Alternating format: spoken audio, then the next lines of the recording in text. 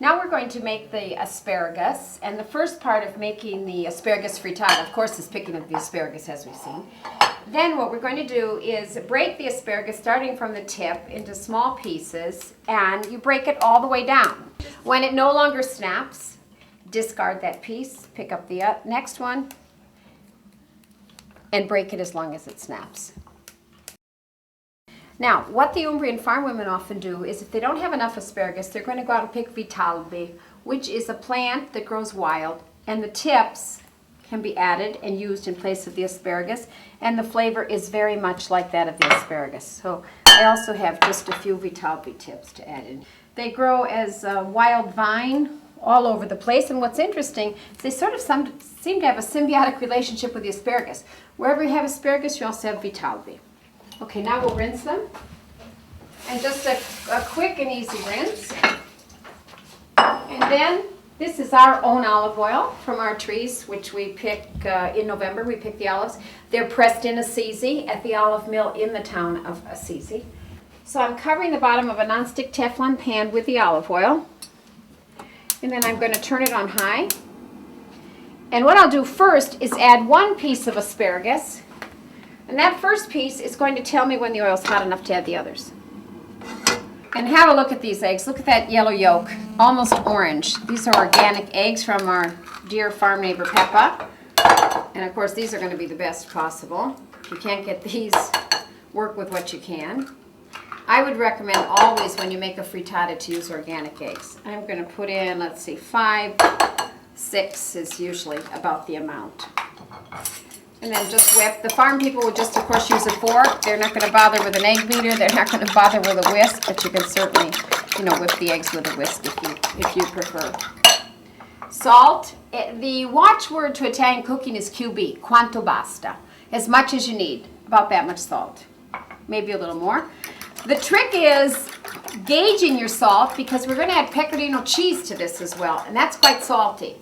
So I think the best way to make a frittata, especially an asparagus frittata, to which you'll add something like Parmesan or pecorino, you're going to have to experiment because it takes some trick to gauging the right amount of salt. When it starts sizzling, which it is now, it's time to put in the asparagus.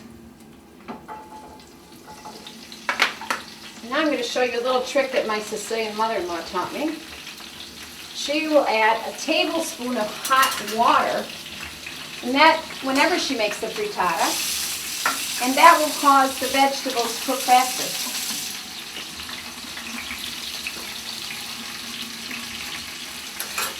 And sometimes she'd cover the pan, sometimes not. I'm going to let the water pretty much evaporate because I don't want too much water in the frittata. And then every cook has their favorite frittata pan. Mine is this old one. It's bent, it's decrepit. I've had it for 45 years.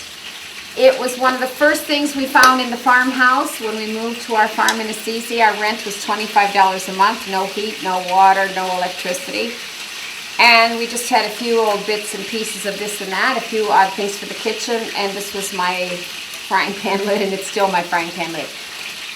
The important aspect of making a frittata, the most important step, is flipping the frittata. And the lid has to be larger than the pan so you can flip it right over, but it has to be light enough that you can actually hold on to it.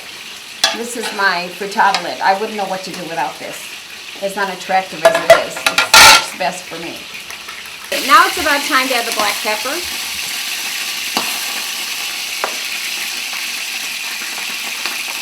The water is evaporated. Now I can put in the egg. And what I want to do now is bring the vegetables into the middle of the pan. I'm going to turn down the heat to low. So I can just, if I just move the asparagus here with a spatula, I can bring it to the center because this is a non-stick pan. So. Okay, now I'm going to turn it up again. And often my mother-in-law, Signora Vincenza, would also add breadcrumbs that will absorb the egg. But in this case, I'm not going to because that'll detract too much from the flavor of the wild asparagus. So all I'm going to add to the wild asparagus frittata is pecorino cheese. And I have some right over here. Now I'm going to add grated pecorino cheese. And these are 2 fine pieces of pecorino from Umbria. This is a sheep's milk cheese. And I've already grated some. So now I'm going to put some here, sprinkle it across the frittata. I like pecorino with the asparagus. I prefer it to the Parmesan because pecorino has a nice bite to it. And now what I'm doing is lifting the frittata and letting the egg run down. And I have to cook all the liquid egg on the top before I can flip it.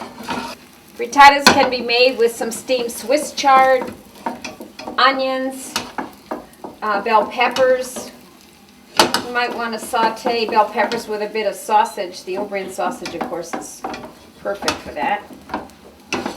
If you make a frittata with tomatoes, you'd add the tomatoes now, just before the cheese, rather than putting it on the bottom in the hot oil. Okay, my trusty old frittata lid, and it's always recommended that you flip the frittata over the sink, especially because the first time's doing a frittata, it's likely that it's going to slide right off the lid and into your sink. It can be a mess. Okay, so here we go. I'm going over to the sink. And then it's a 180-degree turn immediately. This came out quite nicely. So now we're just going to slide it right onto the pan. Cook it 1 second on low heat, and it's done. Okay, before serving, you're going to flip it again. And then just slide it into the pan. And then the great thing about a frittata is you can serve at room temperature. I often make frittatas hours before the guests come. And in fact, I'm not going to cut it yet because it would fall apart. So I'll wait till it's cooled down before I'll cut it and then serve it. It can be a main course, it can be an antipasto, an hors d'oeuvre. Buon appetito.